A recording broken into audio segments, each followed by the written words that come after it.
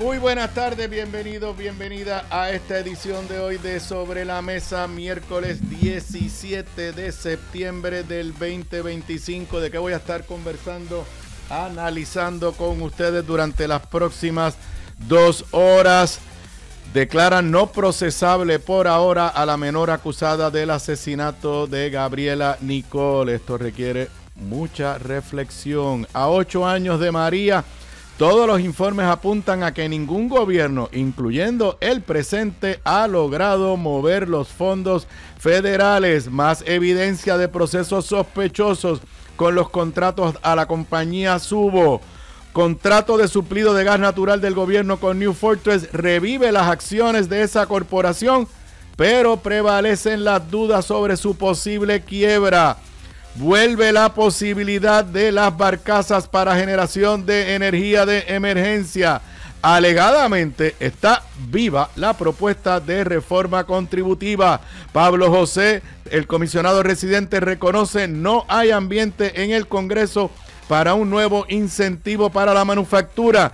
Y en lo que estoy tratando de hacer, de traer escritores puertorriqueños, converso con el licenciado Hiram Sánchez sobre su novela Ahora serás Lucía. Esos son los temas que voy a estar discutiendo con ustedes en la tarde de hoy en Sobre la Mesa, que comienza ahora.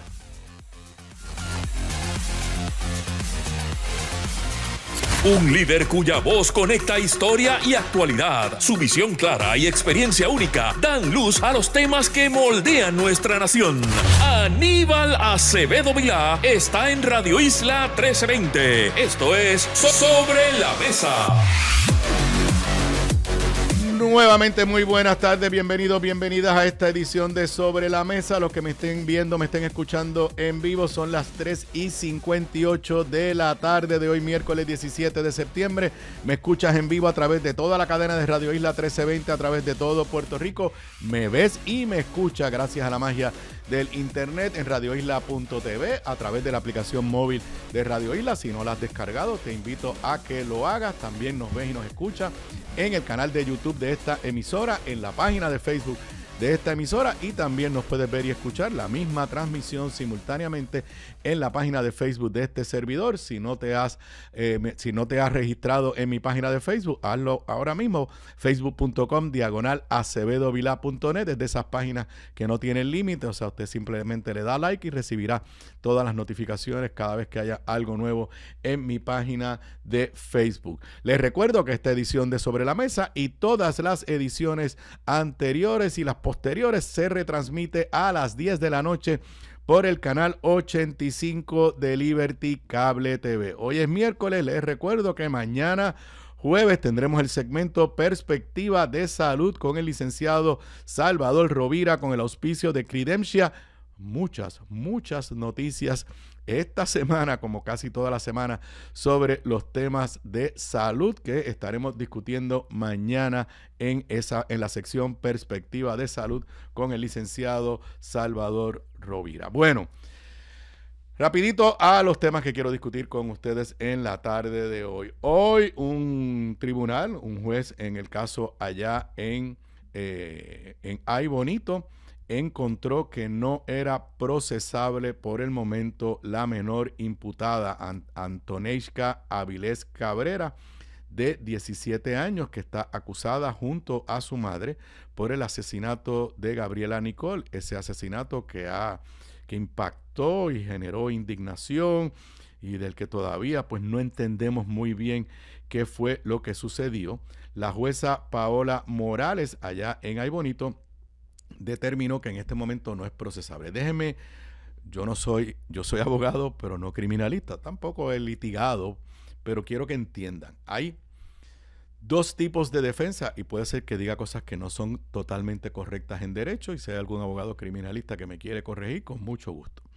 Una cosa es cuando la defensa dice esta persona no puede ser procesada porque cuando cometió el delito, cuando cometió el crimen, el alegado crimen, no estaba en sus capacidades mentales.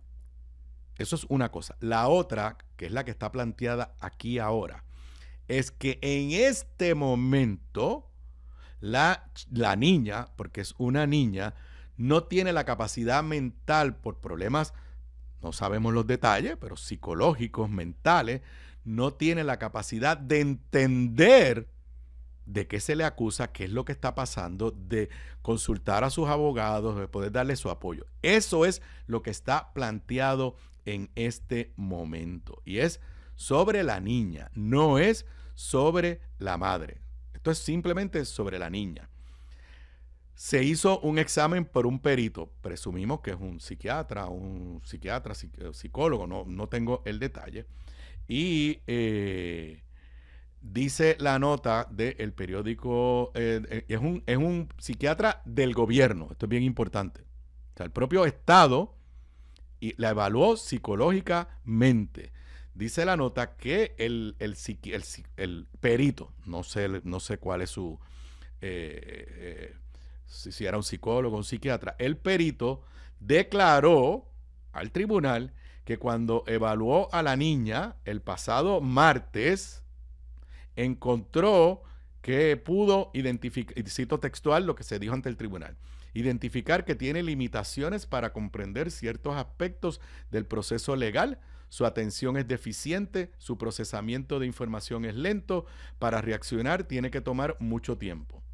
También dijo, con las limitaciones identificadas en la evaluación, no puede cooperar con la defensa, por lo que al momento se encuentra que no es procesable.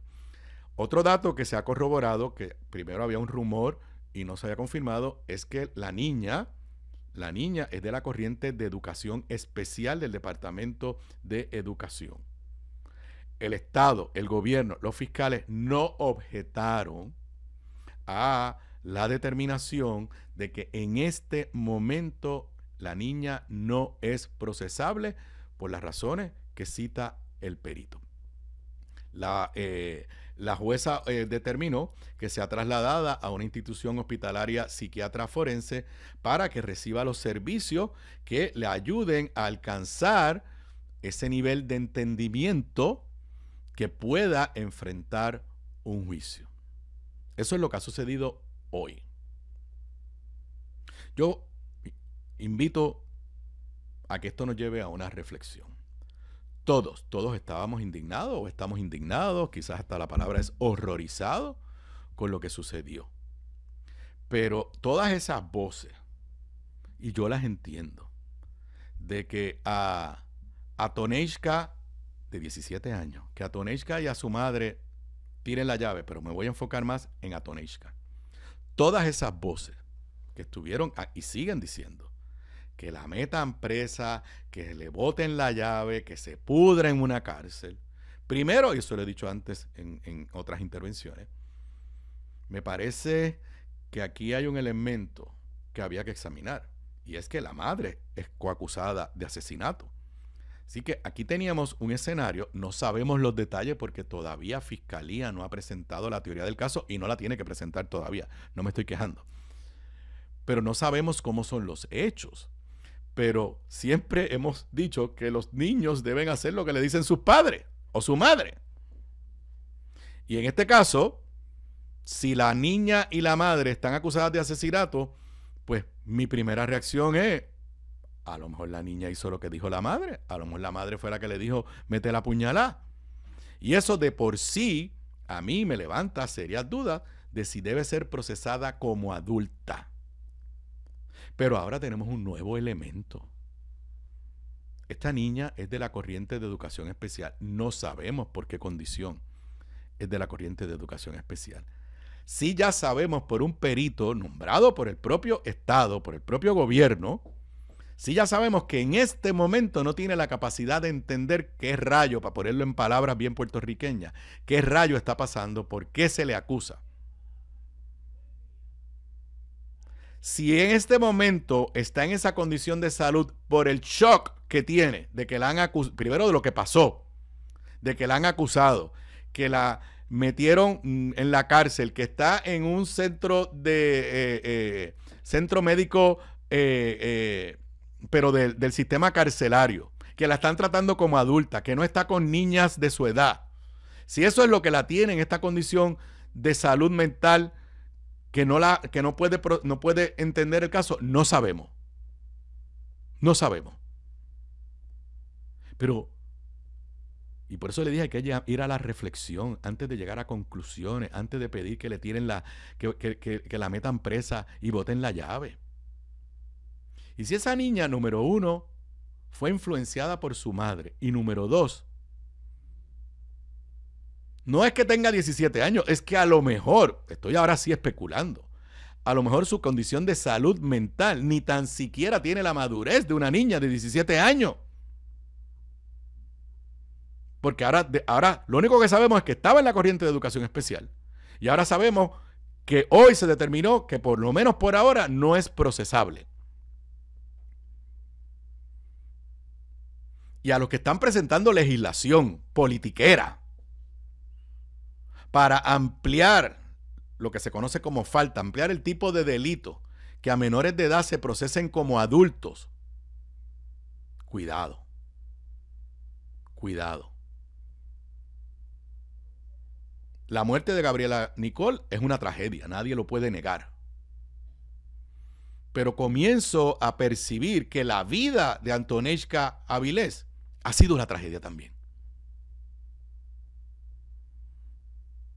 Y la solución no puede ser, por lo menos con lo que uno ve hasta ahora, sin entender las circunstancias de vida de esa niña, sus circunstancias de salud mental, porque ahora está ese nuevo elemento. La alternativa no puede ser condenarla para el resto de su vida. Simple y sencillamente porque lo que ocurrió sí fue horrendo, horrible. Así que yo de verdad llamo a la reflexión y a que no prejuzguemos. La razón por la que a los menores de edad se les trata diferente que a los adultos cuando cometen lo que está tipificado como un crimen, como un delito, es porque está científicamente comprobado que aún a esa edad el cerebro, la capacidad de discernir no está totalmente desarrollada. Esa es la razón. Si en el caso de Antonieshka hay otros elementos, pues desde ya yo creo que al final del camino es muy difícil que la procesen como adulta. No estoy diciendo que no pague las consecuencias, no estoy diciendo que se le exima de responsabilidad. Lo que estoy diciendo es que hay que ver las circunstancias en las que esa niña se desarrolló, se crió, de la escena y las circunstancias de su salud emocional, mental, antes de prejuzgarla, como ha hecho amplios sectores del país. Bueno, no me gusta tocar estos temas, ustedes lo saben. Este no es un programa donde yo profundizo en casos de crímenes, pero la circunstancia, lo que ocurrió esa noche allí en Ay Bonito, no tenemos todos los detalles. La secretaria de Justicia volvió a decir esta semana que venían más acusaciones. Ya hoy es jueves, no vienen más acusaciones. No tenemos una idea clara de cuántas personas participaron. En un momento se hablaba de 6 menores de edad que estaban aparentemente, que eran objeto de investigación. Lo he dicho y lo repito, hubo otro menor que fue agredido físicamente. Entiendo que fue apuñalado también, que estuvo en el hospital. Ese es un delito separado. No se ha acusado a nadie por ese otro delito. Así que creo que todavía aquí faltan muchas piezas para entender de verdad qué sucedió esa trágica noche allí en Ay Bonito y que no debemos estar prejuzgando, como tristemente han hecho muchos sectores de la sociedad puertorriqueña y muchos que tienen un micrófono y una cámara de televisión a veces para opinar. Bueno, hoy es 17 de septiembre, ya pasamos la mitad del mes de septiembre, es el mes de mayor actividad de huracanes. hasta ahora, pues, todo ha sucedido con calma. No hay nada que venga por ahí en el camino que por lo menos hoy nos preocupe. Eso no quiere decir que usted baje la guardia y que deje de estar preparado. Además, con el cambio climático, eso que niega Donald Trump y los que siguen a Donald Trump, con el cambio climático, sabemos que estos fenómenos atmosféricos se están produciendo en fechas que históricamente no ocurrían, así que todavía no estamos al otro lado. Pero este sábado, 20 de septiembre, se cumplen 8 años del paso de María. Todos recordamos, los que vivimos aquí recordamos lo que eso significó para nosotros, y los que estaban fuera de Puerto Rico, los de la diáspora, que irónicamente veían más que nosotros, porque nosotros no teníamos televisión, no teníamos acceso a nada. Sin embargo, se estaba transmitiendo fuera de Puerto Rico todo lo que estaba sucediendo. Nadie puede olvidar lo que sucedió María, y para mi generación y las generaciones posteriores está el antes y después de María. Pero como están los 8 años, 8 años, ¿qué quiere decir eso? El cuatrenio completo de Ricky Rosselló y Wanda Vázquez, el cuatrenio completo de Pedro Rosselló y los primeros 9 meses de Jennifer González. Como estamos en los 8 años, pues prácticamente en todos los medios se están produciendo análisis, datos de lo que ocurrió. Y hoy hay varias historias. Una de ellas, que es con la que voy a comenzar, es una historia que solamente está en el periódico El Nuevo Día, de José Delgado, y es una auditoría que llevó a cabo la Oficina del Inspector General del Departamento de Seguridad Nacional, Homeland Security, el Departamento de Seguridad Nacional Federal. ¿Por qué Homeland Security? Porque FEMA está adscrita, esa oficina, la de FEMA, al Departamento de Seguridad Nacional. Es importante, cuando vayamos a analizar esta auditoría, que aunque la auditoría se publicó esta semana, el 11 de septiembre, la semana pasada, aunque se publicó la semana pasada, las fechas, los datos que tenían los auditores son a febrero de este año. O sea que desde esa perspectiva, para ser justo, lo que voy a analizar en cuanto a ese informe de la auditoría federal no incluye las gestiones del presente gobierno. Ahorita voy a hablar a lo que ha dicho el director del COR3, que sí incluye lo que ha pasado en los primeros 9 meses de este gobierno. La nota básicamente dice, citando la auditoría, que en términos de que FEMA desconoce cuándo se reconstruirá por completo la red eléctrica de Puerto Rico. Esto fue a febrero. O sea, febrero de este año, FEMA no le podía decir a los auditores de su departamento al que ellos pertenecen cuándo ellos creen que se va a terminar la reconstrucción de nuestro sistema eléctrico. Que nuestro sistema sigue siendo inestable, inadecuado, vulnerable a interrupciones, como evidenció el apagón del 31 de diciembre del 2024. Aquí no hay nada nuevo, pero básicamente lo está reafirmando la Auditoría Federal del Inspector General del Departamento de Seguridad Pública. La auditoría dice que Puerto Rico no completó sus proyectos de obras permanentes para la reconstrucción de la red eléctrica dentro del plazo originalmente requerido. O sea, le está diciendo, los gobiernos de Puerto Rico, particularmente el final de Ricky Rosselló y el cuatrenio de Pedro Pierluisi, o sea, todo esto no nos olvidemos. Porque a veces, pues sí, en muchas cosas los dos partidos que hemos gobernado somos responsables. Pero aquí, María ocurrió bajo un gobernador del PNP. Y de ahí para acá, todo lo que hemos tenido son administraciones del PNP. Todo lo que hemos tenido son administraciones del PNP. Vuelvo y dice que el gobierno de Puerto Rico no hizo las obras en las fechas, en el término que se les había dado. Pero también le da responsabilidad a FEMA.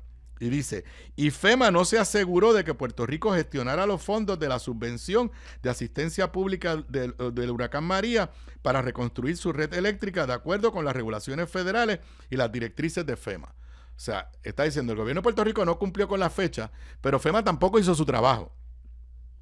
Cito de la auditoría. Los funcionarios de FEMA desaprovecharon oportunidades para brindar mayor asistencia a Puerto Rico y gestionar los fondos de la subvención de asistencia pública del huracán María de acuerdo con las regulaciones federales y las directrices de FEMA. Específicamente, FEMA no brindó suficiente asistencia técnica ni orientación a la Autoridad de Energía Eléctrica para generar declaraciones de trabajo detalladas y planes de trabajo integrales.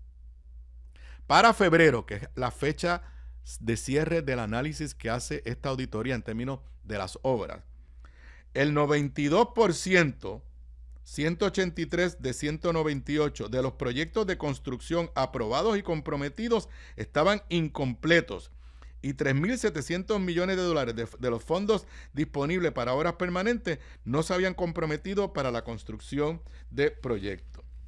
Dice la nota de José Delgado, la auditoría reconoce que debido a la magnitud del desastre causado por María, FEMA no comprometió específicamente fondos para comenzar la construcción de proyectos de trabajo permanente hasta abril del 2022, lo que representa 4 años y medio después de la declaración del desastre. Primero, esta auditoría pone responsabilidad en los dos principales actores, el gobierno de Puerto Rico y propio FEMA. Ahora, es bien importante y yo quisiera saber cuál va a ser la respuesta, las aclaraciones, la reacción del gobierno de Puerto Rico a esta auditoría. ¿Por qué? Porque en este momento, Mr. Donald Trump, el presidente de los Estados Unidos, está considerando eliminar FEMA. Porque en este momento,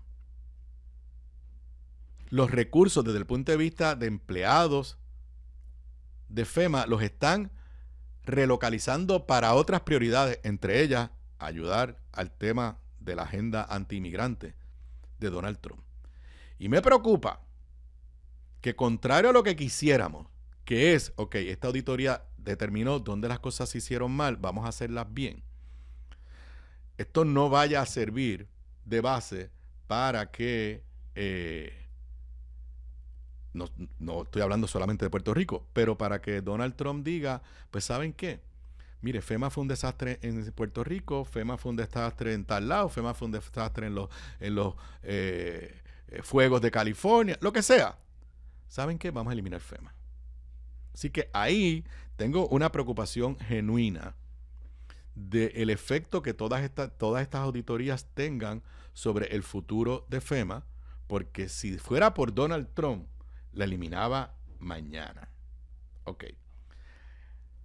El director, el otro lado de la moneda, el director del Core 3, que es la agencia que en Puerto Rico es la intermediaria entre las agencias de gobierno que recibieron fondos de FEMA y los municipios que recibieron fondos de FEMA y algunas instituciones sin fines de lucro que recibieron fondos de FEMA. El Core 3 fue creado por el gobierno de Ricardo Rosselló, luego del paso de María, en acuerdo con FEMA.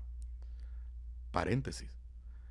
En la campaña, para esta fecha el año pasado, Jennifer González, la candidata, estaba prometiendo que iba a eliminar el Core 3 y que el problema era el Core 3 y que esa era la culpa de todo.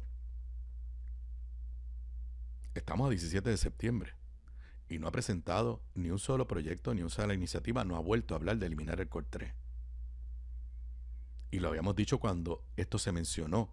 El Core 3 fue creado y ordenado por el gobierno federal.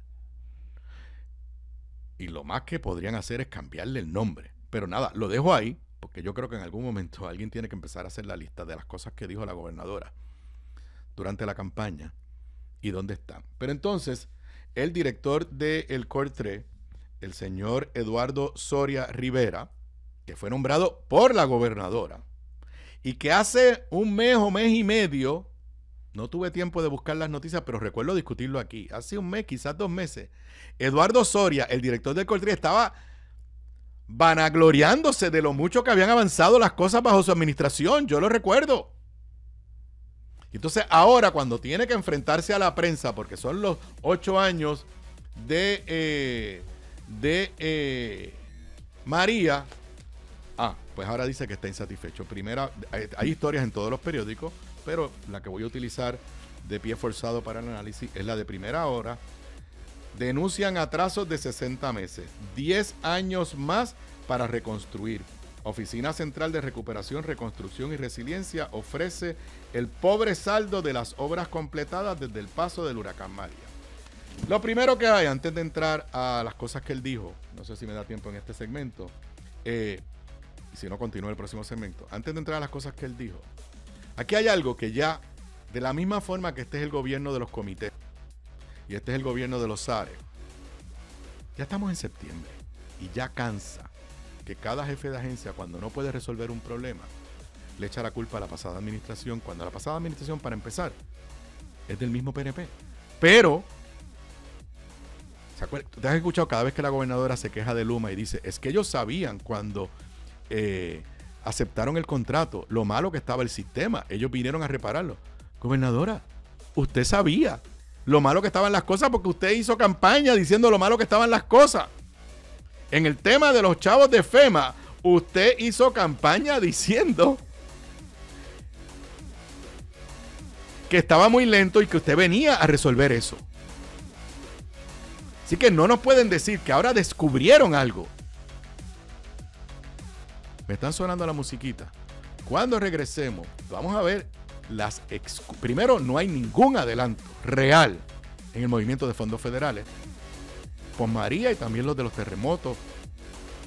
Pero vamos a ver las excusas que da el director del CORTRI para justificar por qué estamos tan atrasados. Regreso con eso luego de la pausa.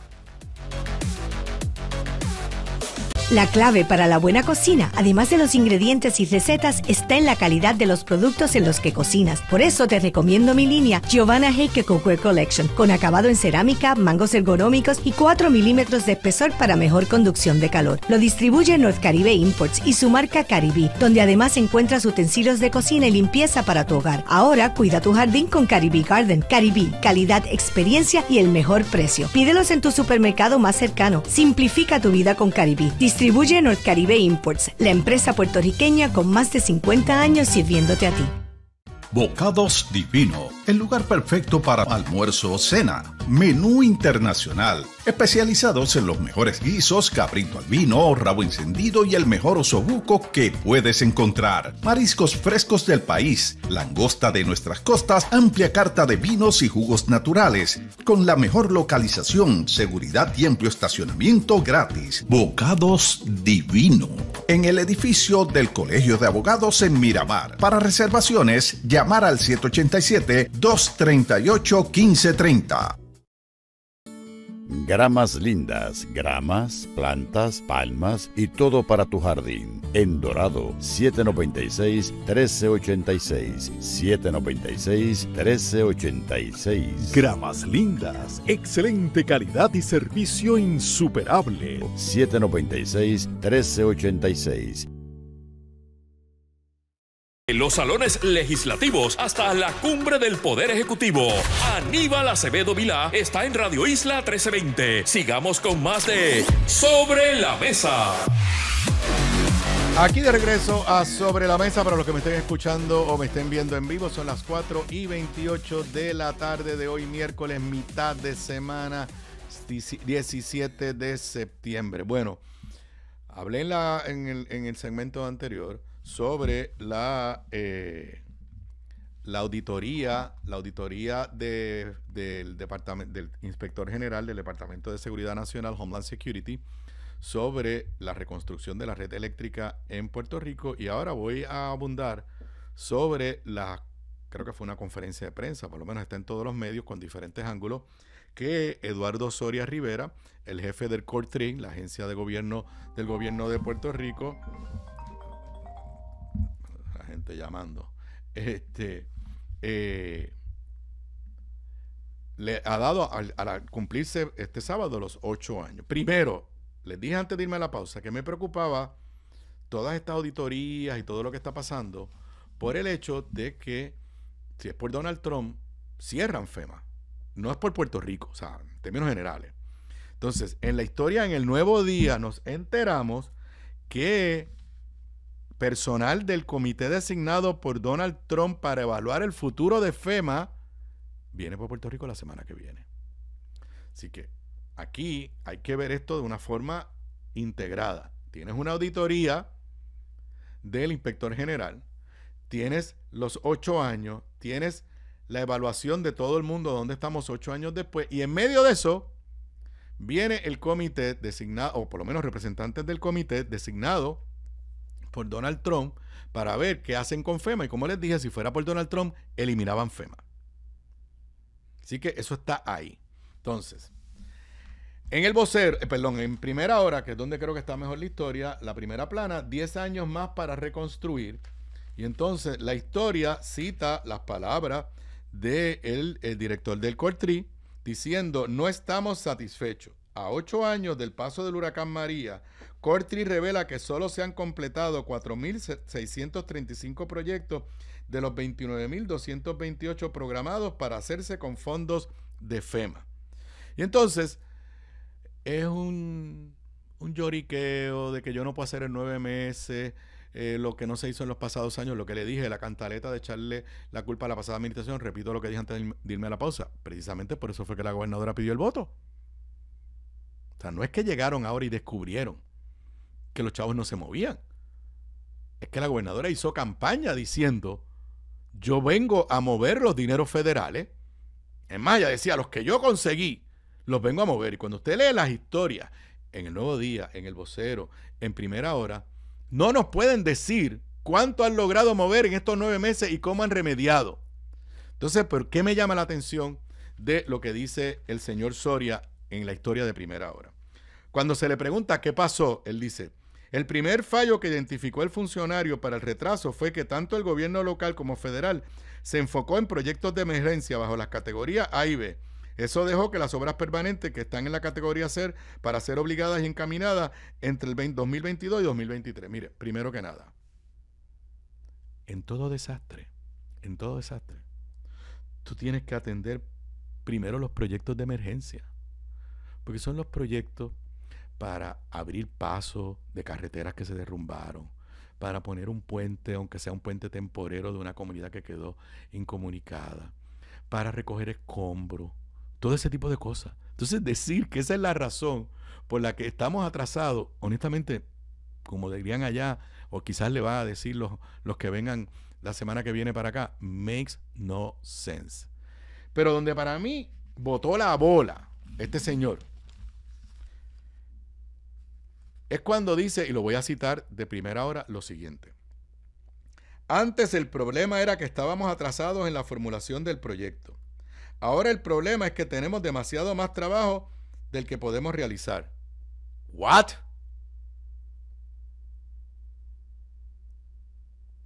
O sea, ¿cómo es? Que entonces no tienen personal suficiente, no tienen la capacidad de sacar los proyectos. Pero hace 2 meses él dijo que todo estaba chuchín. Es más, que olvídense que esto se estaba moviendo a las millas. Y ahora, vuelvo a lo que le dice a Primera Hora. Y ahora, la nota de Primera Hora es de Frances Rosario. Y ahora pasamos a ver cómo resolvemos esa otra situación.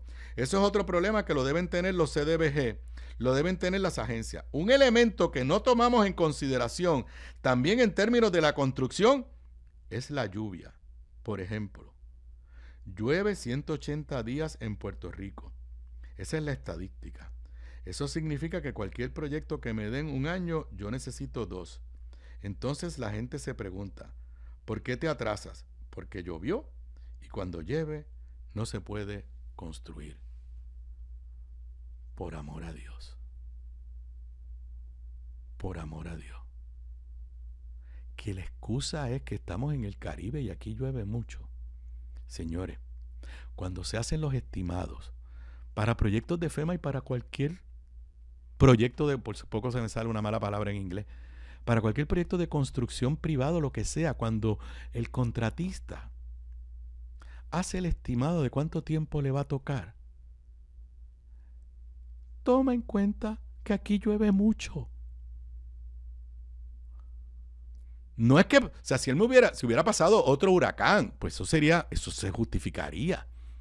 Pero que el director del COR 3, que no puede demostrar que bajo su liderato se estén moviendo los proyectos. Diga que una razón por la que todo se atrasa es que porque en Puerto Rico llueve mucho. O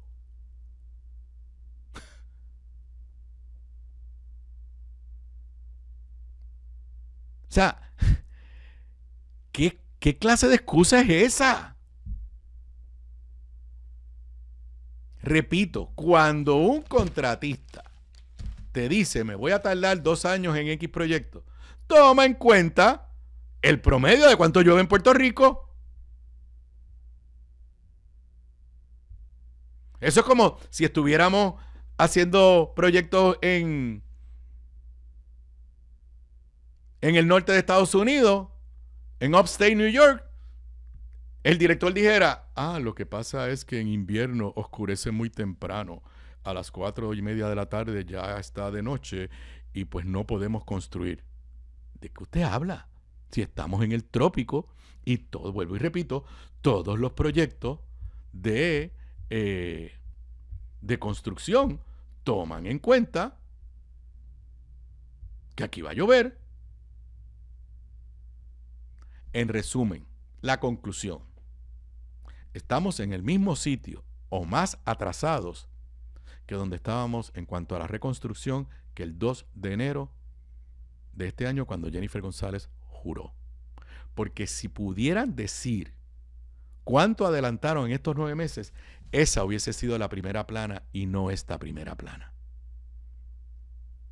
Esta es una primera plana de justificarse, de dar excusas, de no asumir responsabilidades. Y lo dije hace unos minutos, me preocupa. Porque, vuelvo ahora al Nuevo Día, en una nota de Manuel Guillama Capella, cuando personal del comité designado por el presidente Trump para evaluar el futuro de FEMA visite a Puerto Rico la semana entrante, el director ejecutivo del COR3, Eduardo Soria, solicitará que la dependencia elimine las revisiones en detalle del diseño de cada proyecto de infraestructura al que asigna fondos, pero con la expectativa de que no se altere el nivel de financiamiento que se provee a las jurisdicciones después de un desastre natural. A eso no es que vienen. A lo que vienen a evaluar si hace falta FEMA o no hace falta FEMA. Pero curiosamente, en este programa, hace unos meses atrás, dijimos que había nuevas regulaciones de FEMA que iban a complicar los procesos. Y el señor Soria en aquel momento dijo que eso era falso, que no había ningún problema. Y ahora le está echando la culpa a los procedimientos que impone FEMA. Lo que yo quisiera que la gobernadora conteste es si ella está satisfecha con los adelantos en la reconstrucción de Puerto Rico en los primeros 9 meses de su administración. Porque si ella está satisfecha, pues entonces tendrá, como han hecho otros jefes, que contradecir lo que dijo su director, si lo puedes poner ahí otra vez, su director del COR3, que la cita es, no estamos satisfechos. Yo me leí todas las historias y en ninguna de las historias de lo que dice el señor del COR3 hay un solo señalamiento de cuánto han podido progresar en los primeros 9 meses de esta administración. Regreso con más luego de la pausa.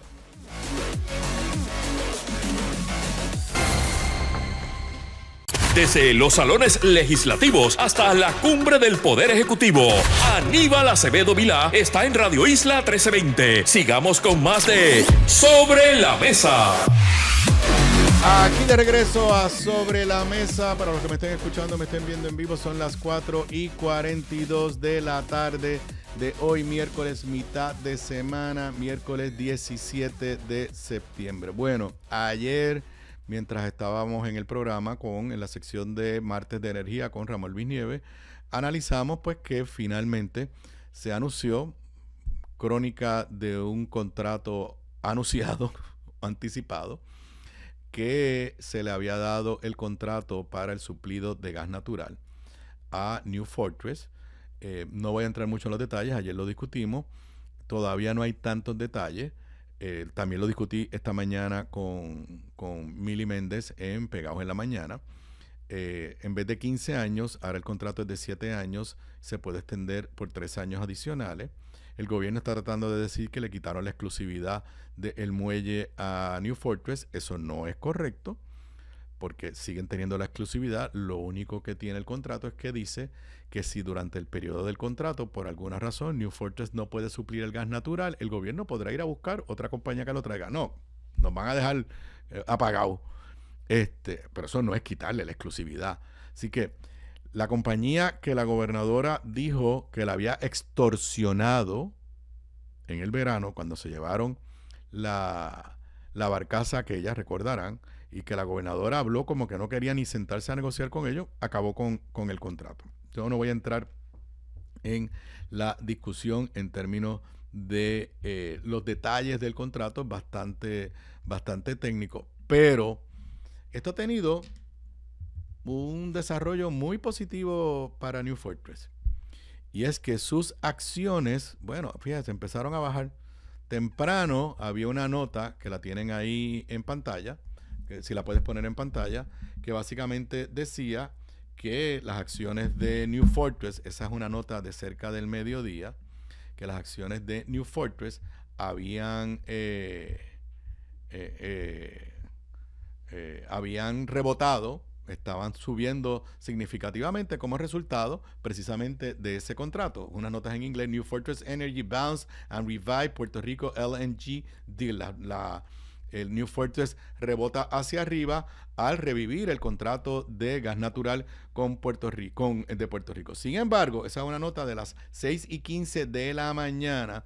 Sin embargo, también salió otra nota hoy en estos medios especializados a las 9:48 de la mañana diciendo que New Fortress, que si puedes poner la próxima, New Fortress Energy on the brink of bankruptcy. New Fortress Energy al borde de la bancarrota. Y estas son estas notas especializadas y da unos detalles en términos de la cantidad de deuda que tiene New Fortress y el peligro de que se vaya a la quiebra,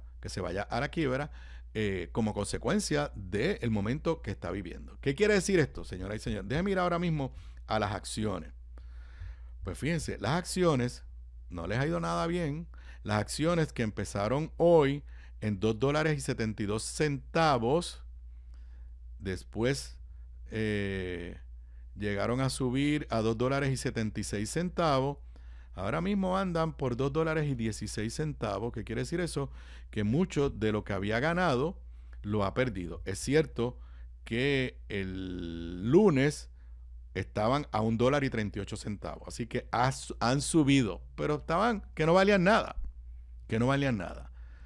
En resumen, estamos dándole estamos en inglés un bailout. Estamos dándole un rescate financiero. El gobierno de Puerto Rico, que la Autoridad de Energía Eléctrica está quebrada, y la razón por la cual la privatizaron es porque estaba quebrada, pues el gobierno de Puerto Rico con ese contrato le está dando un rescate financiero a una compañía privada que está quebrada. O sea, el quebrado vino a salvar al nuevo quebrado. Si este contrato salva a New Fortress, yo no sé. Como les dije, llegó a estar en $2.77 hoy a las 9:30 de la mañana, y estoy hablando de las acciones, y ahora andan por $2.16. Y en términos prácticos, estamos ante un monopolio. Monopolio de gas natural. Esto es peor que el cartel del petróleo del que nos quejábamos. Porque lo que yo recuerdo del cartel del petróleo era que habían varias compañías que entre ellas parece que se ponían de acuerdo calladitas para manipular los precios y estábamos secuestrados, pero eran varias compañías. Aquí se acabó. Aquí es una sola compañía la que tiene el suministro de gas natural para todas las plantas administradas por su hija Genera, porque este es el problema. O sea, vamos a ver aquí la cronología. Primero, aquí no se utilizaba tanto gas natural. Hemos ido aumentando la cantidad de gas natural. No voy a entrar si es lo correcto o no es lo correcto. Vamos a partir de la premisa que es lo correcto. Pero miren aquí lo que ha sucedido. Bajo el gobierno, primero, New Fortress empieza a vender gas natural aquí en Puerto Rico. bajo el gobierno de Ricardo Rosselló y de Wanda Vázquez, se le entrega el muelle. Es cierto, New Fortress hace unas inversiones millonarias en términos de lo que había que construir en ese muelle. Y obviamente eso no los cobran a través, pues, de el gas natural que nos venden. Yo no encuentro que eso es nada ilegal ni lo que sea, porque pues si tú haces una inversión, pues tú quieres recuperar la inversión. Así es el mundo de negocio. Pero entonces, una vez le das el monopolio del muelle, le das a la misma vez el monopolio en aquel momento del gas natural que estuviera usando la Autoridad de Energía Eléctrica. Entonces viene el gobierno de Pierluisi, todo lo que hacen los gobiernos del PNP, viene el gobierno de Pierluisi. Ya tenemos un monopolio en dos puntos. Número uno, el punto de entrada, solamente New Fortress. Y en segundo lugar, todo el gas natural que estaba utilizando la Autoridad de Energía Eléctrica en aquel momento era de New Fortress. Y entonces viene el gobierno de Pierluisi y le da a una empresa que pertenece totalmente a New Fortress, que no existía, que se la inventaron, que se llama Genera, y la crearon ¿para qué? Para administrar todas las plantas de la Autoridad de Energía Eléctrica. Y entonces es un negocio redondo para ellos, pero desde el principio, porque si fuera, o sea, otra cosa hubiera sido que le hubieran entregado a una empresa la generación, las plantas de generación de la Autoridad de Energía Eléctrica, y luego esa empresa, en unos negocios por allá, hubiera comprado otra empresa que vendía gas natural. No. Cuando el gobierno del PNP le da el contrato a Genera, en aquel momento todos dijimos que había un conflicto de interés. Y ahora a eso añádanle que la gobernadora, cuando llega al poder, y desde que estaba en la campaña, estaba hablando del gas natural. Y vuelvo y repito, no estoy argumentando si esa es la decisión correcta. Estoy partiendo de la premisa que es la correcta. Pero si la gobernadora al jurar el 2 de enero había tomado la determinación de ir convirtiendo más plantas que queman diésel, que queman otros combustibles, a quemar gas natural, si esa era la decisión de la gobernadora de política pública, el primer paso que debió dar era resolver el problema del muelle. La gobernadora ahora no se puede quejar de que tiene las manos amarradas a New Fortress cuando ella decidió moverse a gas natural sabiendo que teníamos las manos amarradas. Imagínense un escenario donde el gobierno de Puerto Rico temprano le hubiera dicho a New Fortress, mira, para poder licitar, para vendernos gas natural, tú tienes que de alguna forma abrir el muelle. Si no, no te vamos a dejar licitar. O te voy a comprar el muelle, la inversión que tú hiciste. Pero no, nos amarramos a gas natural sabiendo que teníamos 3 puntos de monopolio. Número 1, ¿por dónde entra? Total control de New Fortress. Segundo, ¿quién nos vende el gas natural? Totalmente New Fortress. Y tercero, ¿quién lo quema? Genera, que pertenece a quién? A New Fortress. Hay argumento, 15 años era el contrato original, 7 años. Les recuerdo que todavía lo tiene que aprobar la Junta de Control Fiscal. Yo no sé si la Junta con un solo miembro tiene el poder de aprobar este contrato. Eso se lo dejo a los expertos en promesa. Pero no nos olvidemos que el contrato de 15 años, quien lo detuvo fue precisamente la anterior Junta. Si esta lo va a enmendar, a pedir que se enmiende clarificaciones, desconozco. Pero, repito, durante la mañana de hoy parecía que el mercado, Wall Street, estaba viendo este salvavidas, este rescate financiero que le dio el gobierno, como algo que podía salvar a New Fortress. Ahora empiezo a tener dudas porque de $2.77 que tenían las acciones de New Fortress a las 9:30 de la mañana, en este momento están en $2, subió un poquitito, no, están $2.16. Y como les dije, hay reportes que apuntan a que está al borde de la bancarrota. Si usted fuera a comprar acciones, yo les recomiendo que no compre acciones de New Fortress, porque aunque estén baratísimas, no sé.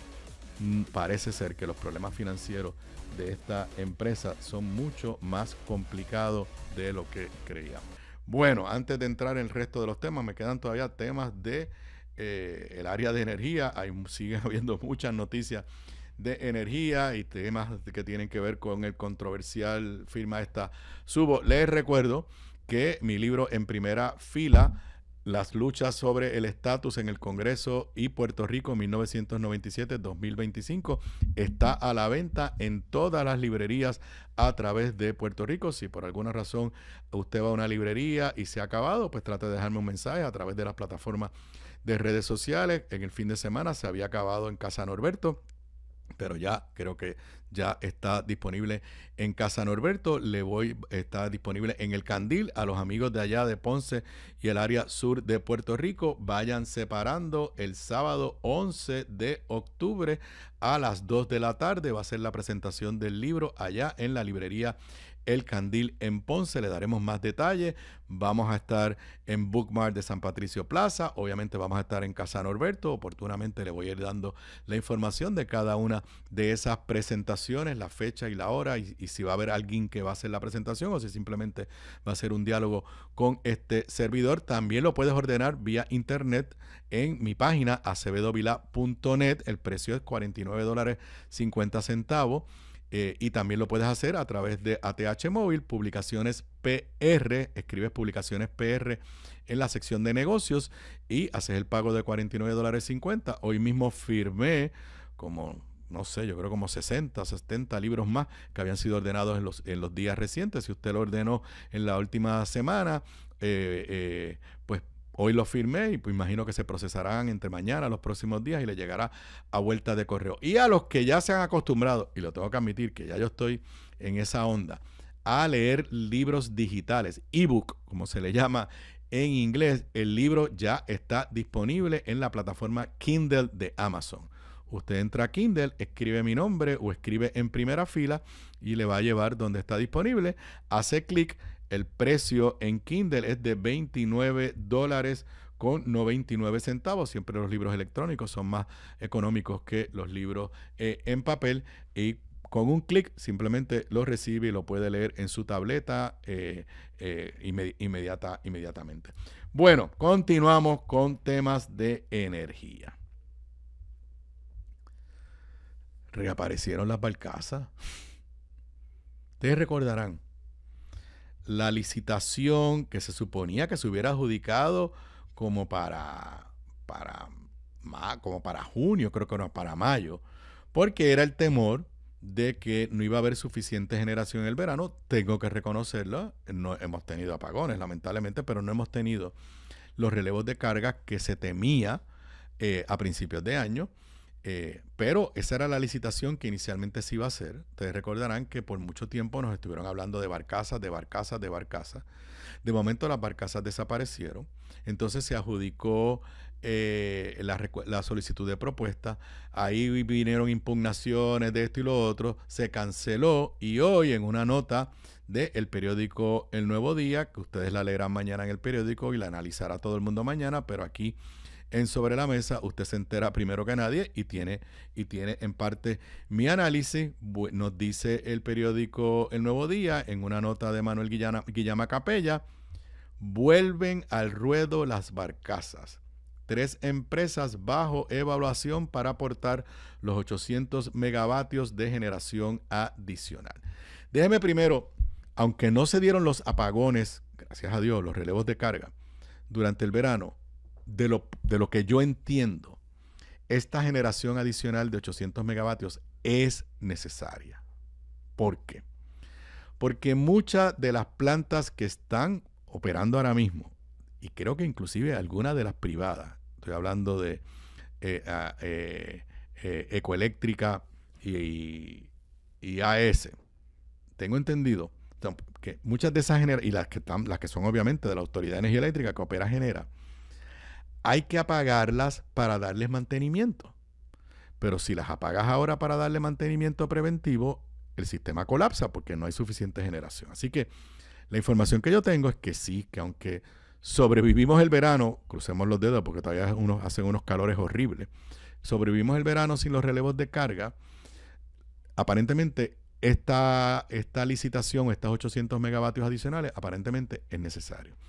La noticia es que nos dice el periódico El Nuevo Día que se va a llevar a cabo una reunión, me parece que es la semana que viene, quiero estar seguro, si la Junta de Gobierno de la Autoridad de Energía Eléctrica, si la semana entrante va a considerar las recomendaciones que hace la agencia esta, le llaman la Oficina Independiente de Adquisiciones, 3PPO en inglés, que ahora, anteriormente habían hecho una recomendación, una compañía acá en el norte y una más pequeña en Aguirre.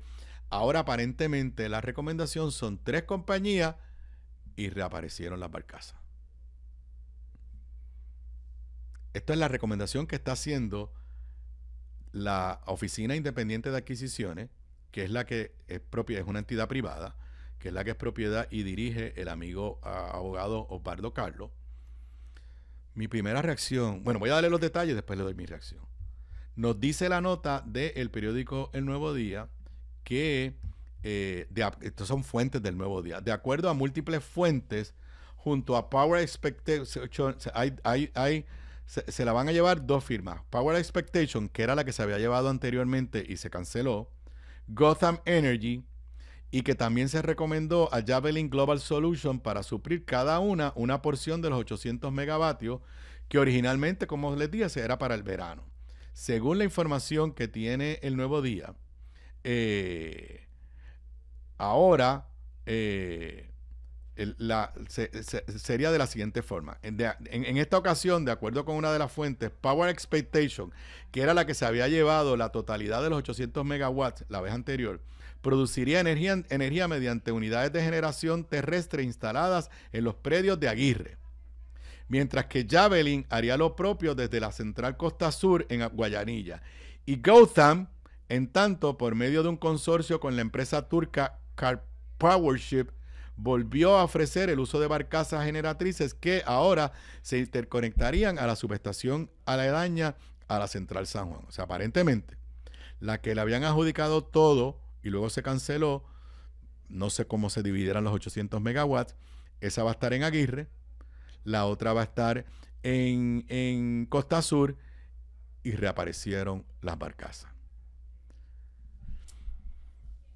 Pero no, primero nos habían dicho de las barcazas. Luego, sorpresivamente, nos dijeron que las barcazas no podían ser porque estamos en área de huracanes. Y que las autoridades federales, y creo que fue el Coast Guard, dijo que eso era imposible. Y ahora reaparecen las barcazas. No sé. Porque no es que van a poner esto por 1 mes o 2 meses. O sea, es un contrato que va a durar varios años. No sé finalmente cuál es la recomendación de cuántos años, pero iba a ser de duración de varios años. Así que, número 1, ojalá y se pueda adjudicar pronto. Ya vimos el fiasco que fue el proceso anterior. Estamos a 17 de septiembre y la semana que viene es que va ante la Junta de la Autoridad de Energía Eléctrica y después pasará al negociado de energía y después pasará a la Junta de Control Fiscal. Pero lo único que le tengo que decir es, alguien nos tiene que explicar por qué las barcazas antes no podían estar. No, primero nos hablaban de las barcazas, esa era la solución mágica. De momento nos dijeron que las barcazas no podían estar porque estamos en área de huracanes. Siempre hemos estado en área de huracanes. Entonces ahora reaparecen las barcazas. No sé, suena un poco extraño, por lo menos hace falta una explicación. Ya sea del licenciado Osvaldo Carlos. Digo, si estas fuentes del Nuevo Día son las correctas. Pues repito, estos son fuentes del periódico El Nuevo Día.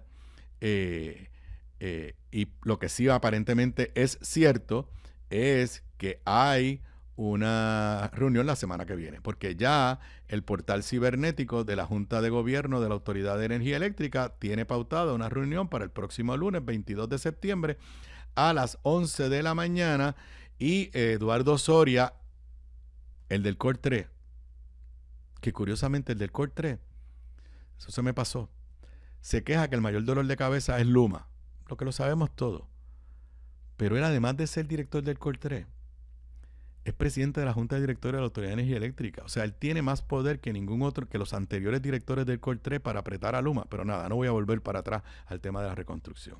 Pero Eduardo Soria le dice al Nuevo Día, se va a discutir en la próxima reunión de la semana que viene. Así que es cierto que va a discutirse lo de la generación de emergencia. Lo que no sabemos es si las fuentes del Nuevo Día son las correctas, pero el proceso, como quien dice, va avanzando. Bueno, y al tema uno de los temas que ha capturado la atención y que los medios periodísticos, particularmente el Centro de Periodismo Investigativo y el Nuevo Día, están dándole seguimiento, es a esta extraña compañía que se llama Subo y que se está llevando contrato a pesar de que la agencia que se supone que sea en Puerto Rico, la agencia que evalúa los contratos de tecnología, consistentemente los descarta. Y hoy hay otra historia en el periódico El Nuevo Día, página 9. PRITZ no recomendó empresa. Salud optó por obviar por completo el trámite en el que resultó favorecida Secure Health Insurance Technology, que es otra compañía. Les recuerdo, para los que no me escucharon ayer, que en otra historia del periódico El Nuevo Día, vamos en orden. Primero, el Centro de Periodismo Investigativo trajo evidencia cómo el director de PRITZ en abril había descartado a Subo, retiraron su nombramiento y al otro día el director interino autorizó el contrato. Luego de eso, El Nuevo Día nos trae otra historia donde el último director de PRITZ que retiraron su nombramiento la semana pasada y que la gobernadora dijo que era porque Tomás Rivera Chatz tenía objeciones, pero Tomás Rivera Chatz dijo: yo no tengo ninguna objeción. El Nuevo Día tenía 3 fuentes que le decían que fue que él también objetó un contrato de Subo y Jennifer lo votó. Porque esa es la palabra. Primero lo nombró y después lo votó. Pues hoy hay más información. Nota de Gloria Ruiz Quillan. La empresa Subo Technologies nunca fue favorecida por el Puerto Rico Innovation and Technology Service, que es la oficina de gobierno, PRITZ, cuando se efectuó un proceso competitivo bajo la pasada administración para contratar un servicio para el manejo de transacciones en línea ante la Junta de Licenciamiento y Disciplina Médica. Pero miren lo que pasó. PRITZ no recomienda a Subo, recomienda a otras compañías.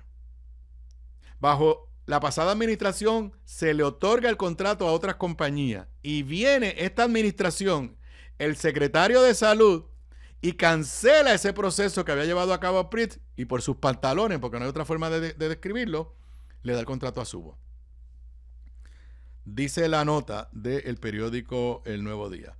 Pese a que el Departamento de Salud había adjudicado la evaluación a favor de la empresa Secure Health Information Technology el 30 de diciembre del 2024, el 9 de mayo de este año, Víctor Ramos informó a la empresa que canceló el proceso, según consta en cartas de PRITZ en poder de este medio. Entonces, no solamente cancela lo que había recomendado la agencia que se supone que es la experta, sino que entonces, vuelvo a la nota del Nuevo Día, 10 días después el Departamento de Salud concedió a Subo Technologies un contrato para manejar las transacciones digitales de la agencia, incluidos los trámites en la Junta de Licenciamiento y Disciplina Médica.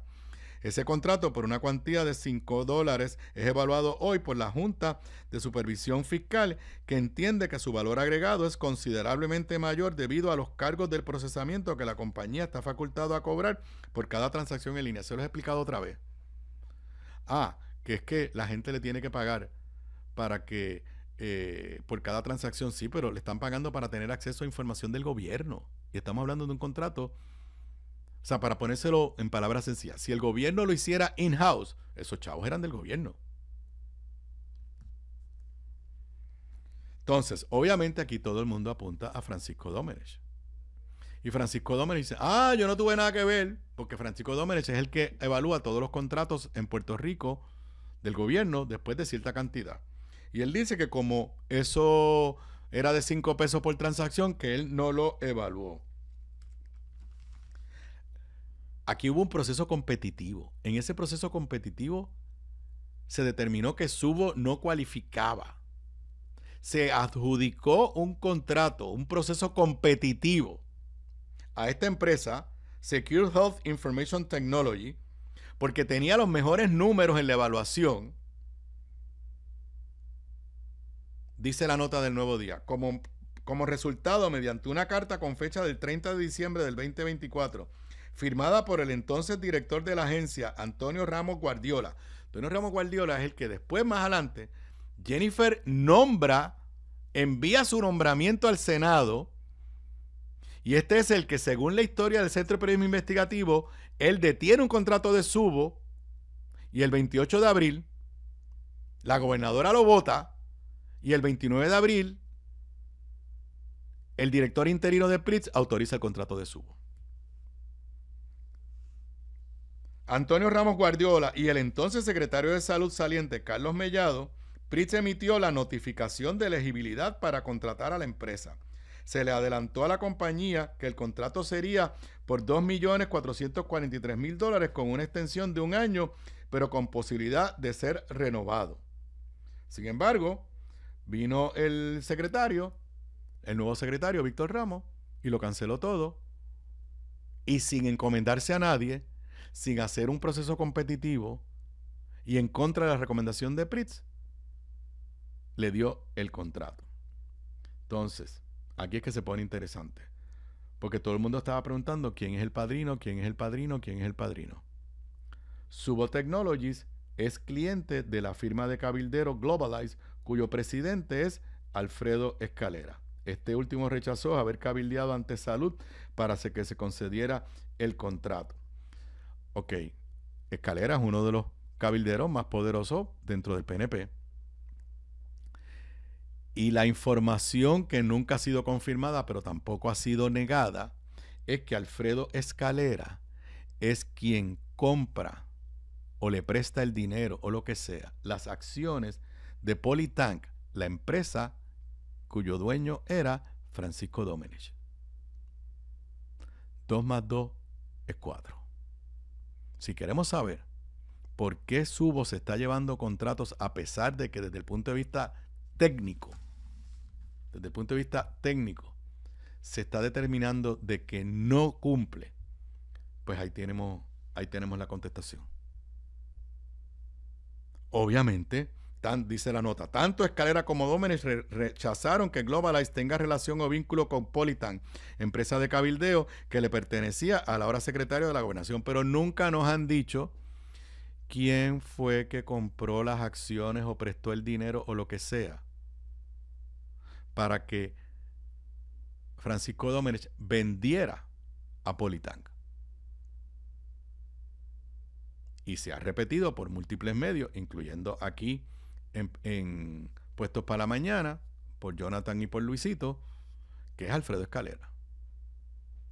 Si eso es así, Alfredo Escalera es el quien puso el dinero que le permitió a Francisco Domenech vender su empresa y por ende pues recuperar su dinero, y ese es y su cliente es Subo. Entonces, si su cliente es Subo, ¿qué es lo que él hace? No cabildea ninguno de estos contratos. Creo que hemos encontrado el padrino. Ahora, lo dije ayer y lo repito, nadie va a investigar esto con seriedad. Nadie va a ir a por lo menos hacer el intento ante las autoridades federales. Sabemos que bajo el gobierno de Donald Trump eso no es lo que les interesa, pero ¿cómo es posible que llevemos 2 semanas de investigaciones periodísticas serias y no aparece nadie? El Senado, ¿dónde está Tomás Rivera Chay? Que después de todo nos advirtió los problemas que él creía que iba a haber con Víctor Ramos, secretario de Salud, que aunque le votó a favor, dijo, allá que la gobernadora cargue con este muerto. O sea, nadie piensa que esto amerita una investigación seria, ni voy a preguntar por el Departamento de Justicia. Pero todos los días, llevamos semana y media donde prácticamente todos los días sale información nueva que apunta a serios problemas de esta empresa. Y esto, o sea, espérese, se me olvidó decirle. Porque es que lo que dice Víctor Ramos no se lo cree nadie. Dice, Ramos manifestó que en vez de volver a Pritz y pedir el mismo procedimiento competitivo que se llevó a cabo para la Junta de Licenciamiento, optó por, cita textual, preguntar a la gente de informática de salud si conocían a alguien que hiciera algo similar. Y ahí vienen los técnicos de Subo. Me traen al técnico de Subo, él hace su presentación, que eso ya lo he explicado otras veces, y ahí es que se decide. De verdad. O sea, pretenden que nos creamos este cuento. Primero, ¿por qué no usó a Pritz? Si es el experto por ley. Para eso se creó. Entonces, qué casualidad. Que cuando él dice, ¿habrá alguien que pueda hacer esto? A quien único le traen es a Subo. Para los que no tengan memoria corta, cuando Víctor Ramos era presidente del Colegio de Médicos, su firma de cabilderos era Politank, la de Francisco Dómenes. Y todo el mundo reconoce y sabe que Víctor Ramos es hoy secretario de Salud por esa relación con Francisco Dómenes. Así que, si Francisco Dómenes pudo vender su participación en Politank porque la compró Alfredo Escalera, nos vamos a creer el cuento que es casualidad. Que primero, que él cancela un proceso que venía de la pasada administración y que había ido por un proceso competitivo, que Subo había sido descartado por Pritz y que Pritz había recomendado a otra compañía. Y entonces él cancela eso. Y entonces, en lugar de decir, quiero hacer un nuevo proceso, Pritz, ustedes son los expertos, oriéntenme, ayúdenme en esto, habla con su gente, la gente de informática en salud. ¿Quiénes son esos? Y entonces les pregunta, ¿ustedes saben de alguien que pueda hacer esto? Ups, qué casualidad. Y ese alguien ex Subo. También para refrescarle la memoria.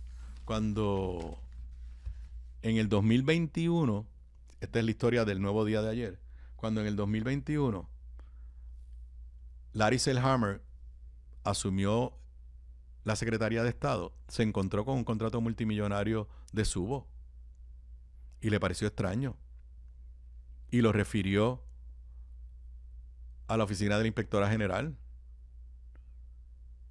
Y la Inspectora General determinó que ese contrato no cumplía con los requisitos de ley y según la información que tenía el Nuevo Día,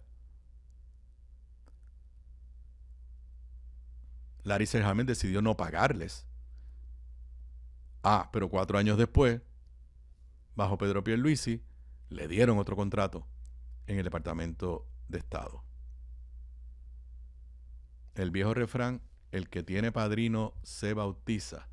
Pero aquí estamos hablando de fondos públicos y estamos hablando de una de las áreas donde Puerto Rico todavía está rezagado. La única excepción es el sesgo digital. Yo lo he dicho, los aplaudo.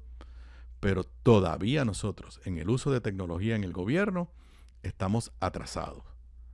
Y se crea una agencia para que sea especializada en hacer recomendaciones para a quién contratar en la área de informática y tecnología, y los propios gobernadores del PNP no le hacen caso, y en lo que va de este año, la agencia lleva 3 nombramientos que hace la gobernadora los retira, y la alegación seria de que la razón por la que los retira es precisamente porque se negaban a darle contratos a esta firma que tiene la protección de alguien en las altas esferas de este gobierno. Son las 5:24, regreso con más luego de la pausa. Aquí de regreso a Sobre la Mesa, entrando ya en los últimos 2 segmentos. Para los que me estén escuchando en vivo, son las 5:28 de la tarde de hoy, miércoles 17 de septiembre del 2025. Bueno, ustedes los que me han escuchado los últimos días recordarán que preguntaba de forma retórica dónde estaba la propuesta de reforma contributiva que la gobernadora había anticipado que se iba a presentar y se iba a aprobar durante esta sesión legislativa. Y no solamente eso, sino que la gobernadora ha dicho que lo que se vaya a aprobar, que son alivios contributivos, veremos a ver si de verdad es una reforma o es simplemente alguna pequeña revisión en las tasas contributivas. Pero la gobernadora dijo que lo que se va a aprobar va a tener efecto sobre este año natural. ¿Qué quiere decir eso? Que tendría efecto cuando usted llene la planilla el 15 o antes del 15 de abril del año que viene. Finalmente, el secretario de Hacienda habló, y leo en la página 10 del periódico El Nuevo Día, confían en avance de reforma contributiva. El proyecto debería ser presentado ante la legislatura en las próximas semanas. Una nota de Leisa Caro González, donde cita al secretario de Hacienda, Ángel Pantoja, diciendo: creo que en las próximas semanas la gobernadora y el equipo fiscal van a poder presentar ese proyecto ante la consideración de la Asamblea Legislativa, reconociendo que hemos ido comunicando de manera muy efectiva el proceso de los trabajos, expuso Pantoja durante una audiencia pública de la Comisión de Hacienda de la Cámara de Representantes. Primero me llama la atención la palabra creo. ¿Por qué? La gobernadora no dijo que creía, la gobernadora dijo que lo iba a presentar. Sigo leyendo. Siga otra cita del secretario de Hacienda. La expectativa y el compromiso que hicimos con el pueblo es que lo ideal y lo correcto es que podamos aprobar la reforma antes de noviembre. Este es Eddie Charbonnier, el presidente de la Comisión de Hacienda. Sin entrar en detalles sobre el contenido, Pantoja explicó que el equipo fiscal ya tiene ante su consideración un borrador sobre el que continúan trabajando para integrarle legislación relacionada aprobada recientemente en busca de aliviar la carga de los contribuyentes que generan anualmente sobre $61,500 y tributan a una tasa marginal de 33%. Ese es el objetivo. Los que ganan más de $61,500, que eso es lo que un poco llamamos la clase media trabajadora, la clase media un poco alta. Dice el secretario de Hacienda: el sistema contributivo se va a atemperar al aumento que ha habido en el costo de la vida, no solamente por la reducción en la carga, sino también porque va a tomar en consideración que la gente va a tener más dinero en su bolsillo y va a aumentar ciertamente su poder adquisitivo. Ok, leí la nota, se reafirma. Primero, en ningún sitio dice cuánto va a costar. Creo que fue ayer o anteayer, le cité el informe trimestral de la Junta de Control Fiscal, que precisamente levanta la preocupación de que en la Asamblea Legislativa se están considerando proyectos de alivios contributivos que descuadran el presente presupuesto. Y algunos de esos proyectos son proyectos que envió la gobernadora. Y había un estimado de que esos proyectos podrían costarle al erario como 180 millones el primer año y creo que como $200 millones el segundo año. Esos son proyectos pequeños. Si van a dar unos alivios contributivos, primero que se van a dar unos alivios contributivos que van a reflejarse en la planilla que usted llena el 15 de abril, señores, descuadraron el presupuesto de este año. Porque el presupuesto que la gobernadora envió, celebró y le llama el primer presupuesto balanceado, es con las reglas contributivas de este momento. Entonces, si lo que van a decir es que es neutral desde el punto de vista de recaudo, pues si a usted le dan $1 en el bolsillo, a alguien le van a quitar $1 para que sea balanceado. Así que lo primero que no dice la nota, y no sé si se discutió en la vista pública ayer, es cuánto va a costar. Y si nos dicen que cuesta 0, nos tienen que decir a quién le van a cobrar más de lo que está pagando ahora. Eso es lo primero. Lo segundo es que en ningún lugar dice si están en conversaciones con la Junta de Control Fiscal. Y yo no creo que la gobernadora se va a disparar la maroma de tratar de aprobar algo, aprovechándose del vacío que existe ante el golpe de Estado que el presidente dio a la Junta de Control Fiscal y que solamente hay un miembro de la Junta. Porque hasta ahora, eso lo tengo que reconocer, el gobierno de Jennifer González está enviando todo a la Junta, que la Junta tiene jurisdicción. Pero yo no veo cómo es posible que la Junta, que ya levantó preocupaciones por los proyectos que aumentan las deducciones a las IRA, que es pequeño, yo no veo cómo la Junta va a aceptar una reforma contributiva en este momento que, número uno, descuadra el presupuesto de este año, va en contra del plan fiscal. Si lo que está haciendo la gobernadora es el juego de voy a promover esto, voy a legislarlo para que después la Junta me detenga y entonces echarle la culpa a la Junta, yo se los estoy advirtiendo, nos están engañando. Lo tengo que reconocer, cuando en el pasado cuatrenio Pedro Pierluisi, Rafael Tatito Hernández trataban de hacer medidas contributivas, se reunían con la Junta continuamente. De ahí fue que salió aquello que nos dieron, que era el reintegro incentivado, creo que se llamaba, una cosa así, que la Junta dijo, yo no te puedo dar una cosa permanente, pero te lo voy a permitir por un año. Y tengo que decir lo que fueron, hubo la honestidad de decir, yo quiero hacer esto, pero tengo que sentarme con la Junta. Mi pregunta es, ¿el secretario de Hacienda se sentó con la Junta? ¿Ha discutido con la Junta esos borradores?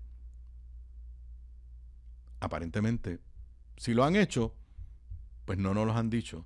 Y repito, me parece muy difícil que la Junta acepte una reforma contributiva que descuadra el presente presupuesto. Y ya me están avisando que me quedan unos minutos antes de irme a la pausa, pero en una nota que también usted leerá en los periódicos mañana y discutirá, el comisionado residente le dijo a José Delgado del periódico El Nuevo Día que no ve en este momento espacio en el Congreso para que se apruebe un nuevo incentivo a la manufactura. Dice el titular, Pablo José Hernández no ve espacio en el futuro inmediato para legislación federal que incentive la manufactura. Dice la nota de José Delgado que veo positivo mantenerlo en la conversación, dijo el comisionado al Nuevo Día después de ofrecer un mensaje el martes en un foro del Instituto del Caucus Hispano del Congreso. Mencionó que en su presentación el proyecto de la Cámara 1328 que la congresista republicana Nicole Maliotakis, el cual coauspició y propone otorgar un crédito por inversión de hasta 40% a empresas que hacen negocio en otros países y decidan relocalizarse en Puerto Rico o en los territorios. Pero, dice, el reto más grande que tiene ese proyecto particular es que la gobernadora no lo ha respaldado, y eso es cierto. La gobernadora, tristemente, no ha respaldado nada que, aunque sea beneficioso para Puerto Rico, le dé un beneficio a Puerto Rico que no tienen los estados. Y eso lo viví yo, inclusive bajo el gobierno de Ricardo Rosselló, cuando en el 2017 Ricardo Rosselló trató de impulsar una idea que, aunque fuera temporera, le diera una ventaja competitiva a Puerto Rico, y Jennifer González, como comisionada residente, se opuso. Creo que lo que dice Pablo José es cierto. Ya las medidas contributivas que se iban a aprobar se aprobaron en el Big Beautiful Bill. Y los temas de Puerto Rico no están en la agenda de los republicanos. Si hubiese un Congreso demócrata con un congresista demócrata, con un Congreso demócrata, quiero decir, pues como diríamos por ahí, eso serían otros 20 pesos. Porque si algo creo que, y lo viví yo, que los demócratas, o no lo viví porque cuando yo era comisionado residente acababa de pasar lo de las 936, pero si algo ya se reconoce, particularmente entre los demócratas que siguen los temas de Puerto Rico, es que fue un error eliminar la 936. Pero lo otro que está claro es que nadie está defendiendo volver a la 936. Me parece que las expresiones de Pablo son sinceras, pero, y esto es algo de lo que menciono al final en mi libro, en las recomendaciones, Pero yo creo que el Partido Popular Democrático tiene un reto y es hacerle una propuesta de desarrollo económico sostenible al país que no dependa de otro incentivo contributivo congresional. El Partido Popular, el país no se ha recuperado de la eliminación de las 936 y el Partido Popular no ha podido articular una visión de futuro, de desarrollo económico que no dependa de eso. Si nos los dan, como dicen por ahí, que eso sea gravy. Me voy a la pausa y cuando regrese, luego de la pausa, hablamos de literatura con el licenciado Irán Sánchez y su nueva novela, Ahora serás Lucía. Regresamos luego de la pausa. Aquí de regreso a Sobre la Mesa, ya en el último segmento. Para los que me estén escuchando, me estén viendo en vivo, son las 5:46. Bueno, los que publicamos libros en Puerto Rico sabemos que no es fácil, primero publicar, segundo no es fácil mercadearlo. Y yo tomé la decisión y voy a tratar de por lo menos una vez en semana traer a conversar conmigo a escritores aquí, digo puertorriqueños mayormente, pero si hay alguien de visita no tengo ningún problema, o alguien que esté con nosotros. Y pues me honra hoy con su visita aquí el licenciado y amigo Irán Sánchez, con quien yo he leído algunos de sus escritos anteriores. No sabía que estaba en el mundo también de la ficción, pero primero que nada, saludos Irán, un placer tenerte aquí. Gracias Aníbal, gracias por la invitación y el placer es mío. Bueno, yo había leído el libro de Raymond Dalmau, que cuando estuve Sobre la Mesa etapa primera, first season, lo tuve aquí en estos estudios y pues para mí fue un placer porque yo soy mega fanático de Raymond y ese lo escribió conjunto contigo. Sí. Y si había leído el que tú hiciste de Antonia Martínez, que te lo comenté en unos momentos, me impactó. Y los otros días me hiciste llegar y descubro que estás también en el mundo de la publicación de ficción. Y tienes aquí tu nuevo bebé, como decimos los que publicamos. Ahora serás Lucía, que es una novela de 240 y pico de páginas. Tiene una carátula muy sugestiva porque el tema, vamos a abundar sobre él, pero explícanos de qué se trata esta nueva novela tuya. Bueno, es una novela tipo literatura negra, detectivesca con drama de corte, porque los hechos comienzan en la escena del crimen y terminan en el tribunal. Basándome en mi experiencia como juez y en los distintos casos de distinta naturaleza que... ¿Tú fuiste juez de apelaciones? Yo fui juez de apelaciones casi 14 años, pero primero había sido juez superior eso es lo que en una sala de lo criminal, principalmente por 4 años, sí, en Carolina. Y entonces, de hecho, en mi libro anterior, Aníbal, que se llama Hay dos cuerpos en la nevera y otros crímenes, son 8, están basados en 8 casos reales de la vida real que yo vi, pero que yo los he ficcionalizado para darle más interés dramático. Y es el libro que hasta esta fecha, luego del libro de Raymond Dalmau y el de Antonia, como han mencionado, es el libro que más he vendido. Así que esta es la 4ª novela que yo escribo. Yo ya he escrito 15 libros en total, pero en novela esta es la 4ª novela. Tengo 2 de cuentos, memoria, crónica, tengo un libro que recoge todas mis columnas del Nuevo Día, etcétera, etcétera. No he tenido la ocasión de leerla y me lo acabas de obsequiar y te lo agradezco. Pero es un tema denso, difícil, porque es de violación. De agresiones sexuales. Sí.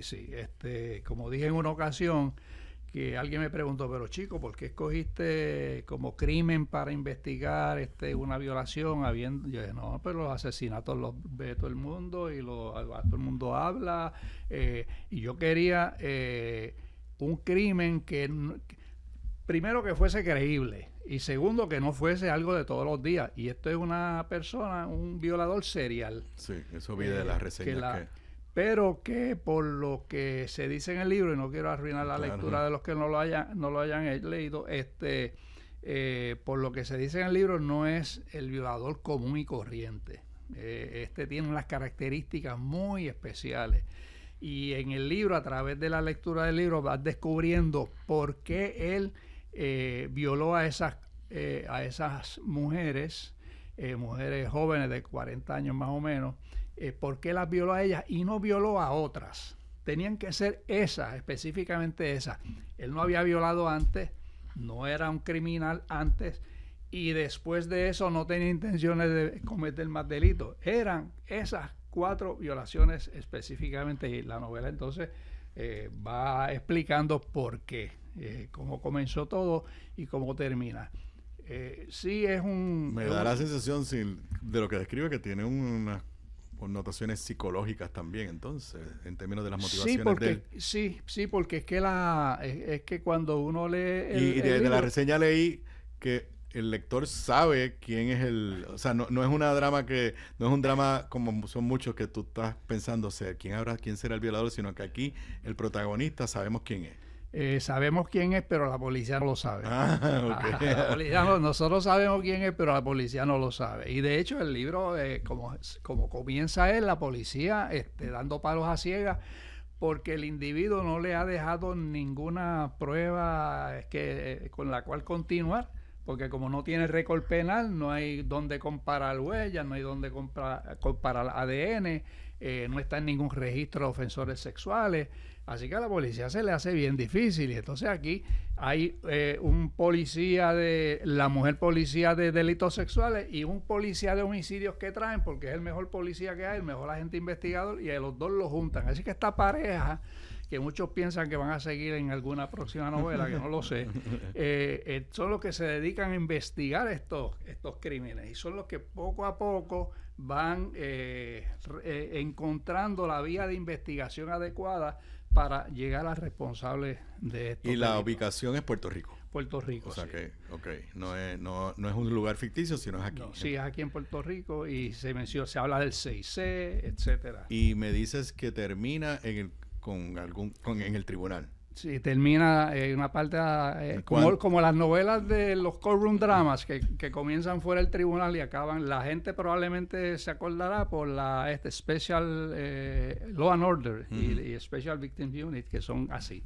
que primera media hora el delito fuera y luego la otra. ¿Y cuánto de Irán Sánchez, el juez, hay ahí? Bueno, yo le he cogido prestado al juez Irán Sánchez muchas cosas, y sobre todo he tenido la ventaja que como yo caminaba por los pasillos, tu papá, don Salvador Acevedo, a quien yo aprecié muchísimo y distinguí mucho, también probablemente tuvo esa experiencia de caminar, relacionarse con otros jueces, ir a reuniones y asambleas con otros jueces, hablar con otros jueces. Pues uno tiene una ventaja que no tienen otros escritores para ¿cómo se dice? Para escribir sobre ese tema. Así que el juez Irán Sánchez Martínez ha lucrado su experiencia de juez para incorporar a la trama muchas cosas de la vida real.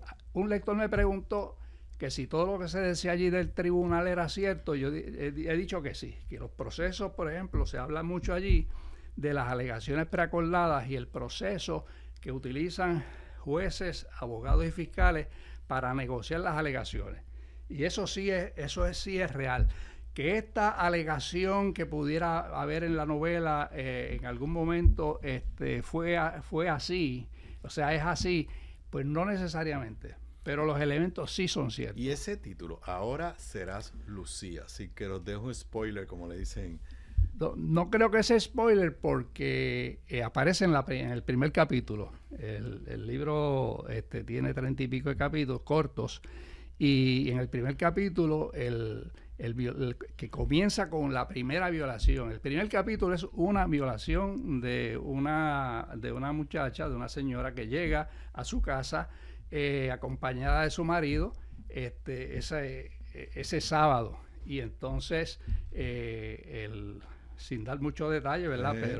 Pero en un momento dado él obliga a ella, ¿verdad? Al acto sexual, como son todas las violaciones, y en el medio de la relación le pregunta a ella por el nombre, y ella le dice el nombre, y él le dice, ahora no te vas a llamar así, ahora serás Lucía. Okay. Y en todas las violaciones él les llamaba Lucía a las muchachas violadas, a las señoras violadas. Así que De ahí es que surge el título. ¿Dónde está? Primero, ¿hace cuánto tiempo está en el mercado ya? O sea, publicado. Sí, ya hace como mes y medio. O sea, sí, acaba de salir. Okay. Sí, un poquito antes en Amazon, porque el libro es publicado en Amazon, está disponible en Amazon, y en Amazon lo tiene más rápido que... Sí. Pero que llegó a Puerto Rico... porque lo publicaste utilizando los iOS. Sí, en Amazon se consigue en papel, se consigue en Kindle y se consigue en audiolibro también. Y entonces llegó a Puerto Rico y lo distribuí. Sí, lo tiene Casa Norberto, lo tiene El Candil en Ponce, lo tiene El Laberinto en el Viejo San Juan, Norberto González en Río Piedra, La Casita Books allá en Aguadilla. Está prácticamente en cualquier librería que la persona interese. Si no, Amazon, que se lo envía a la casa. Yo estoy teniendo problemas el mío con Amazon, pero estoy a punto de resolverlo. Curiosamente ya lo tengo en Kindle, lo tengo en Kindle, pero nada, estoy peleándome con ellos. Pero Aníbal, que sepa la gente que también las librerías de Puerto Rico despachan por correo. O sea, no tienen que comprárselo a Amazon. Pueden llamar a la librería y con una tarjeta de crédito se lo envían a su casa. También las de aquí. Yo no sabía eso. Sí, o sea, que alguien puede llamar a Norberto y decir, quiero comprar ahora hacer a Lucía y compre entonces también en primera fila. Es más fácil. Norberto tiene una página en internet donde usted lo pide, lo marca allí. ¿Tienes el libro 787? Ellos no lo tienen. ¿No? Fíjate, curiosamente es la única librería que no me ha pedido libro. Ni este ni ningún otro. Qué curioso, porque ya yo lo tengo con el libro 787. Inclusive mañana voy a grabar una cosa porque ellos van a hacer una promoción por las redes. Ya hubo la presentación en Casa Norberto, creo. No, la hubo en el Candil en Ponce. El Candil en Ponce. Entonces en Casa Norberto va a ser el 22 de noviembre, que es una fecha un poquito lejos, pero la fecha disponible para que fuera sábado a las 3 de la tarde. Sí. Y en Yauco, que es mi pueblo, en Yauco lo voy a presentar el sábado 8 de noviembre a las 2 de la tarde en las instalaciones de Yauco, una cooperativa que hay en Yauco. Y aquí me has traído uno de cuentos, que el título es El marido de su amante y otros cuentos. Háblame brevemente de este. Bueno, yo cuando terminé mi primer libro, que es un libro de memorias de infancia que se llama Cuesta de los Judíos número 8, decidí que no iba a escribir de momento nada así largo y que iba a escribir cuentos. Así que me senté a escribir cuentos y allí creo que son 8 cuentos que pude escoger de los que escribí para hacer esa primera publicación, que es mi primera publicación de cuentos.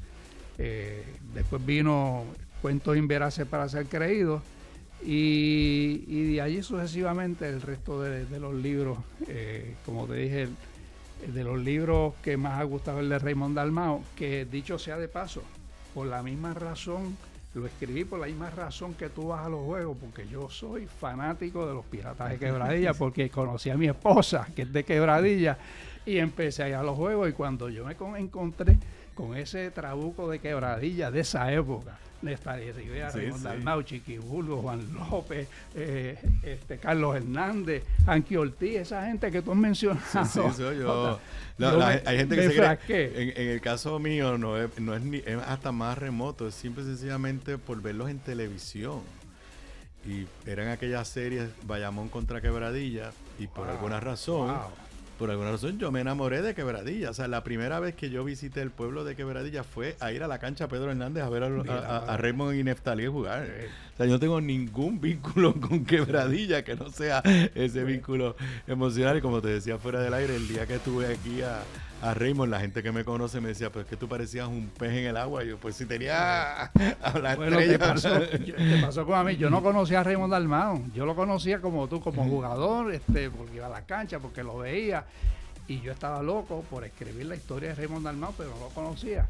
Pero Lucy Molinari, te iba a decir que te conectó Lucy. Que es amiga de Raymond, fue la que nos conectó. Y de ahí surgió todo el proyecto de Raymond Dalmau. Es que es tremendo libro. Bueno, pues ya saben, ahora Serás Lucía está en todas las librerías aquí en Puerto Rico. También está a través de Amazon. Así que vaya a la librería, compre libros de Puerto Rico, se puede llevar el package, comprar los dos, el de Irán y el de este servidor. Es un placer tenerte acá y como te dije, quiero quizás una vez en semana, estoy pensando todos los miércoles, traer autores de libros puertorriqueños, así que si sabes de alguien me lo recomiendas, ¿ok? Para darle variedad. Y con eso yo me despido por hoy. Diablo, me pasé, son las 6 de la tarde, no me llamaste a tiempo. Ustedes y yo nos volvemos a ver en vivo mañana jueves a las 3:55, cerca de las 4 de la tarde. Muy buenas tardes a todos.